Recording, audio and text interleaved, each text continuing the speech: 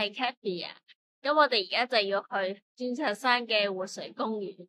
鑽石山嘅活水公園係香港全新開放嘅休憩空間，喺2025年嘅11月21號正式開放俾公眾啟用，保留咗多個嘅歷史建築，係前大磡村嘅舊址。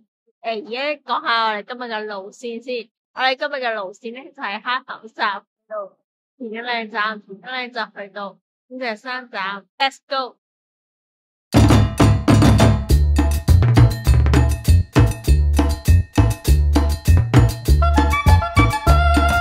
而家去到鑽石山站啦，我哋要搵 lift 上去先。我上網睇過係 A2 出口嗰度，係去到活水公園。我睇過 MTR Mobile A2 出口係有車到，咁應該都幾方便。我都話香港人係好有人情味，先冇你都係刪咗，但係見到我就開翻。我覺得會等埋啲有需要嘅人一齊搭 lift。而家繼續玩 A2 號，都睇錯咗 NTR Mobile 係冇嘅，係咪有 lift 可以上去？係咪要翻去先嗰度？係咪搵 lift 出咗上咗地面先會好啲啊？但係冇 lift 上地面嘅喎，呢部 lift 啊應該係睇唔到。NTR Mobile 冇錯，NTR Mobile sorry 係人隧道嚟噶，繼續行就搵到出口。幾好咯，即係隔籬係樓梯，係俾普通人行，跟住隔籬都有車道，俾翻兩邊人士出到嚟啦。上網話呢個活水公園好近嘅啫，我而家都要搵下先，應該真係好近咯。咁依家我哋一齊去活水公園啦，係真係隔籬就已經係。咁我哋依家不如去睇下個牌先啦，再決定我哋去邊度。好似呢個唔係喎，我要再搵下去咗邊度先好咧。我上網睇過入邊係有2級嘅歷史建築啦、機槍堡啦，同埋3級嘅歷史建築飛機庫，幾有歷史價值嘅，都想去睇下。而家條橋好靚啊！呢度寫住鑽石山活水公園，就喺呢度入。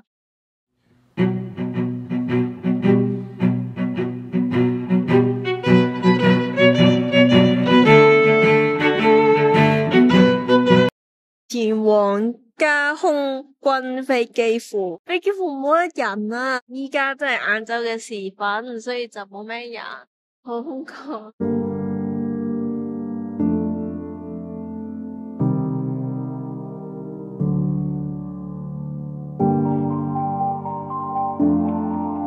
我嚟睇下啲壁畫先啦，以前嘅地方應該係講緊鑽石山嘅地方。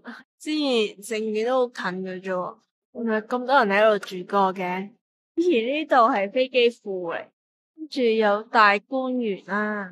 以前嘅大磡村就係咁，因為咧活水公園咧係大磡村嘅舊址。睇另一幅壁畫先，一幅壁畫唔係地圖啦，係卡通啲嘅，唔識欣賞呢幅畫。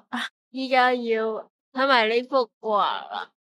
呢度原來有啲解說嘅，羅浩光藝術家畫嘅，呢個就叫大磡時光啦，講翻大磡村居民嘅日常生活啦、趣聞啦。依家就睇下呢幅嘅時地拼合，原來呢個都係藝術品嚟嘅。呢幅畫係有名堂，行出去睇下。呢度有啲凳坐，呢個飛機庫應該差唔多係咁啦。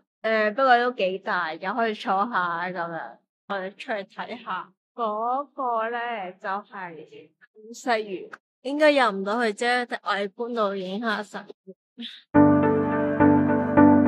影埋外觀之後就睇下入去 O 唔 OK。可以入去，睇下後面係乜。應該後面入去應該都可以，睇下入唔到去先。道門應該乍眼望落去都幾重下，鎖實咗啊，應該係唔可以俾人入去。喺入邊其實有好多資料咯，我估佢應該係新開嘅關係，所以可能暫時都未完善俾人入去住咯。呢條通道都係頗為窄嘅。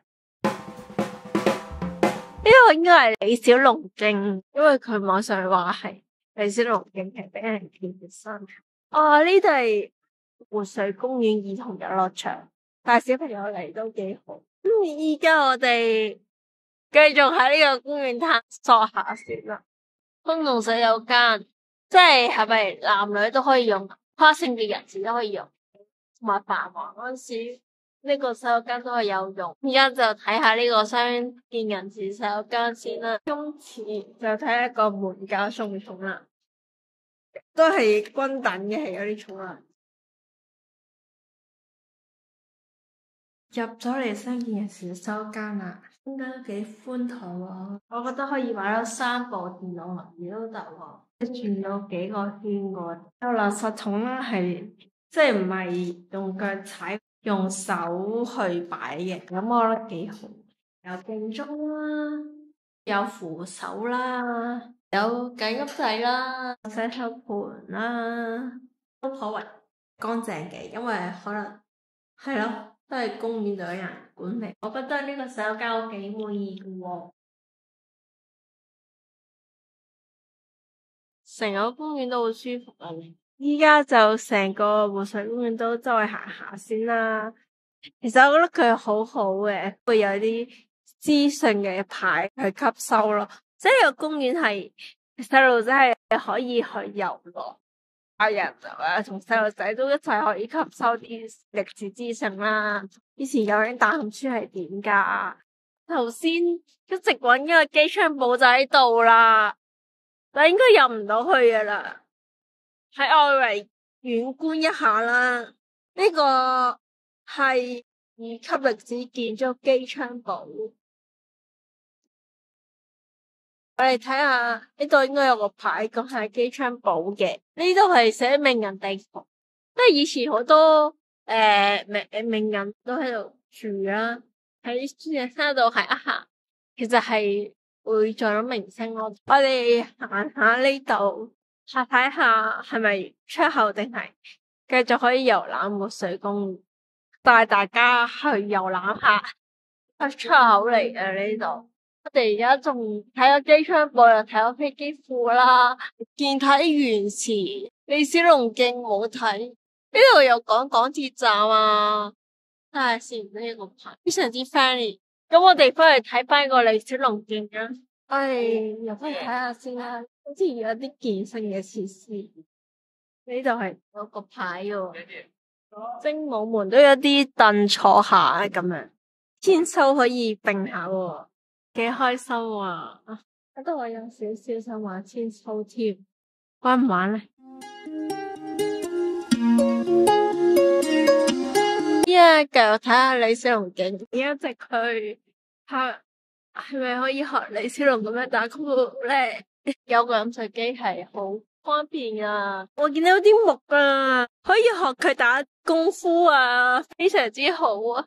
都幾痛喎，打幾下。玩下就好啦，但係你可以每日朝都嚟。呢個係健體園嚟，都同李小龍徑都融合埋一齊。有手動單車同埋巨人之樹，頭先我玩嗰個就係巨人之樹啦。附近有蘭蓮苑池咁樣咁我哋而家要行11分鐘。